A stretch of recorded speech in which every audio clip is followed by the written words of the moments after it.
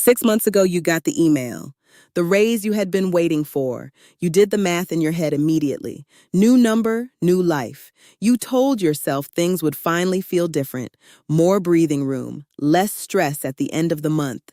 But here you are, checking your account before payday again. The balance looks almost the same as before the raise, maybe worse. You are earning more money than you have ever earned, and somehow you are still broke. That raise went somewhere, and by the end of this video, you will know exactly where. There is a name for what happened to your raise. Economists call it lifestyle creep.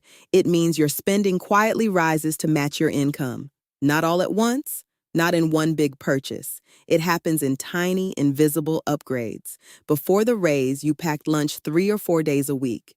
Now you buy lunch most days. It is only $12 or $14 each time.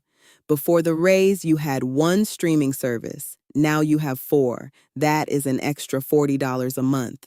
Before the raise, your apartment was fine, but a nicer one opened up. Only $200 more a month? You told yourself you could afford it now. Each decision felt small, responsible even. You were not being reckless. You were not buying luxury bags or booking first-class flights. You just adjusted. And that is exactly what makes lifestyle creep so dangerous. It does not feel like a problem. It feels like progress. According to a Northwestern Mutual survey, 65% of Americans say they live paycheck to paycheck. That includes people earning over $100,000 a year. The income is not the issue. The pattern is. Lifestyle creep is not a willpower problem. It is a psychology problem. And it starts the moment you hear you are earning more. Your brain does something called mental accounting. It puts money into invisible categories. Old salary, that is survival money. The raise, that is bonus money, fun money, reward money. So you spend it differently. You give yourself permission to loosen up. You earned this. You worked hard. You deserve it. And you do deserve it. That is not the problem. The problem is that your brain never recategorizes that money as real income. It stays in the reward zone permanently. There is another layer too.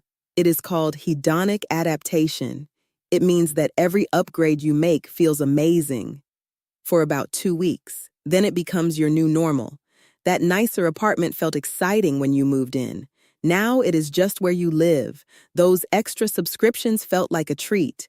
Now they auto-renew and you barely notice. The boost fades, but the cost does not.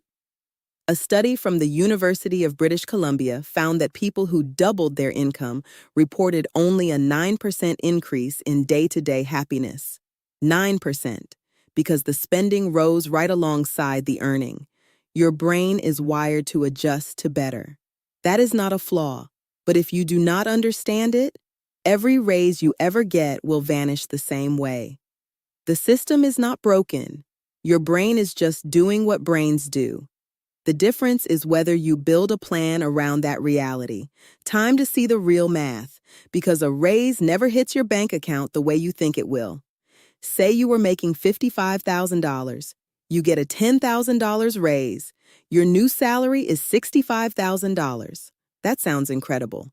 $10,000 more per year. But here is what actually happens. Federal taxes take roughly 22% of that extra income. That is $2,200 gone. State taxes vary. But let us say another 5%, that is $500 more gone. Social Security and Medicare take another 7.65%, that is $765. So out of your $10,000 raise, you actually take home about $6,535. Divide that by 12 months, that is roughly $545 a month in extra cash. Now watch what happens. You move to that slightly better apartment, plus $200 a month. You started eating out more often, plus $150 a month. You upgraded your phone plan, plus $25 a month. You added 2 streaming services, plus $30 a month. You started buying coffee out instead of making it, plus $80 a month. You treat yourself to a small shopping trip once a month, plus $75 a month. Add those up. $200 plus $150 plus $25 plus $30 plus $80 plus $75. That is $560 a month in new spending. Your raise gave you $545 a month after taxes. Your new spending costs $560. You are actually $15 in the hole every single month from a $10,000 raise, and none of those purchases felt extravagant. That is the terrifying part. According to the Bureau of Labor Statistics, 74% of workers who receive a raise increase their monthly spending within 90 days. Not a year, 90 days. Your $10,000 raise became negative $15 a month, and you barely noticed it happening. This is not an accident. Entire industries are built to capture your raise before you even cash it. The moment your income goes up, every algorithm watching your spending adjusts. Credit card companies raise your limit without you asking. That is not generosity. That is an invitation to spend more and pay 24% interest on the difference. Subscription services offer premium upgrades right when your card shows higher balances. Landlords in your area know the average salary trends. When incomes rise in a zip code, rents rise to match. A Federal Reserve study found that for every $1 increase in income, consumer spending rises by 86 cents. 86 cents of every new dollar goes right back out the door. Think about who catches that money: the apartment complex, the restaurant, the streaming platform, the coffee chain, the clothing brand running targeted ads because your browsing history changed after the promotion. They are not evil, but they are designed to capture disposable income. Their entire business model depends on you spending more the moment you earn more.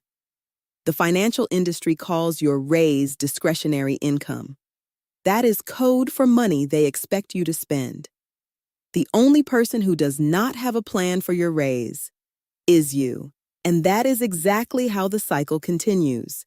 Everyone else has a strategy for your new income. The question is whether you will build one first. The biggest objection you are probably thinking right now: what is the point of earning more if I cannot enjoy it? That is fair, and it is the exact thought that keeps the cycle going. Nobody is saying you cannot enjoy your raise. The goal is not to live like you are still making your old salary forever.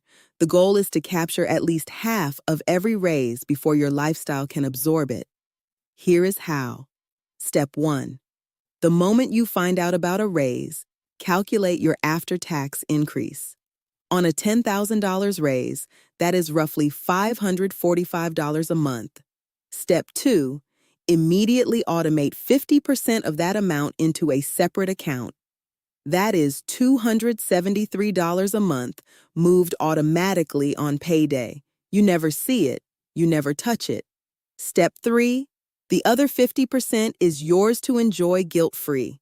That is $272 a month for upgrades, treats, whatever you want. No restrictions. Here is what happens.